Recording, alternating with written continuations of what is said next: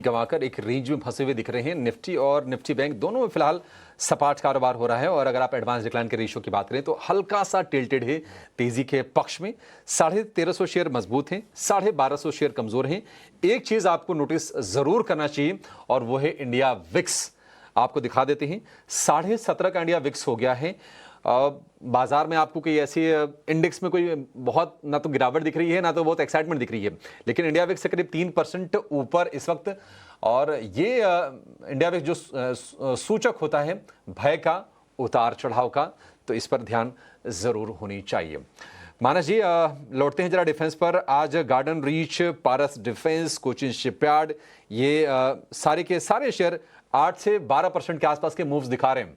आपने अच्छे से चेक कर लिया होगा। बताइए आपके लिस्ट में कौन सा शेयर सबसे ऊपर है और कहां पर आपको लगता है कि तेजी बरकरार रहेगी, और किसी को अगर नया ट्रेड लेना है तो भी मौके बन सकते हैं यहां से। देखिए, एक स्टॉक चूज करना बहुत मुश्किल है। मैंने सारे चार्ट चेक किए और सभी बेहतरीन लग रहे हैं। मैं दो पार्ट में इसको कर लेता हूँ। एक जो एफएनओ स्टॉक अवेलेबल है आपको मार्केट में, वो एचएल और बीएल। डिस्क्लोजर है कि बीएल और एचएल दोनों में हमने अपने क्लाइंट को एक बाय रिकमेंडेशन दिया हुआ है, तो मेरा व्यू बायस्ड हो सकता है।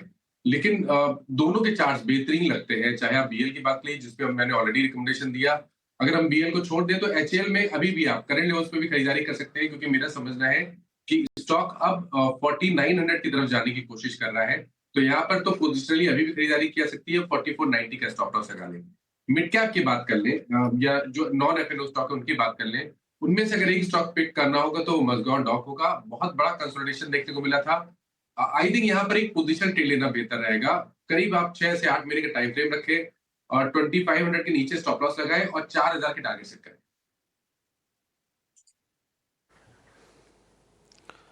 ये काम बड़ा आसान कर दिया मानस जी आपने। ये होता है समय थोड़ा मिल जाए तो 2500 का आप स्टॉप लॉस लगा लीजिए, 4000 रुपए का टारगेट। थोड़ा लंबी अवधि का आपका व्यू होना चाहिए मझगांव डॉक के शेयर पर। और एफएनओ में एचएल को लेकर बुलिश है मानस जी। तो ये दो शेयर अगर आपको डिफेंस का प्ले चाहिए, जो लेवल्स आपको मानस जी ने बताए हैं उसका आप ध्यान जरूर रखिएगा ये रणनीति बनाते वक्त।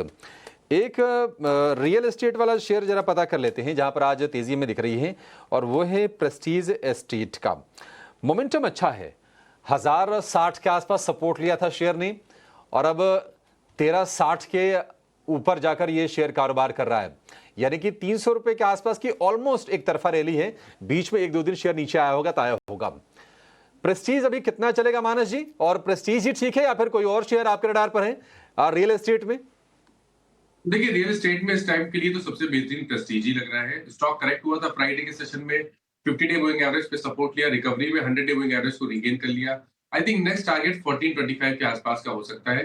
तो आज इंटरडे सेशन में जो गिरावट देखने को मिल रही है उसको एक बाइंग अपॉर्चुनिटी की तरह देखें और 1319 के स्टॉप लॉस खरीदारी करनी है 1425 के टारगेट के लिए।